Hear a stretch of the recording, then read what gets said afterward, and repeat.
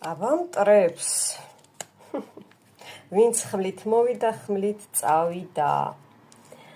მტრებს კრახი ფინანსებზე თავიანთი ბედის ბორბალი უკან დაუტრიალდებათ სრული კრახი სრული ჩამონგრევა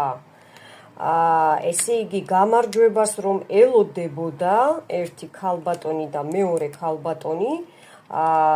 თავისი კვერთხი ეტყობა ცეცხლზე მუშაობდნენ და ეშმაკისეულ იმებზე უკან მიუბრუნდა მოსთხოვს რა თქმა უნდა მთვარეც მოსთხოვს ხო აქ რაღაცეები და ვიღაცეებია გამოძახებული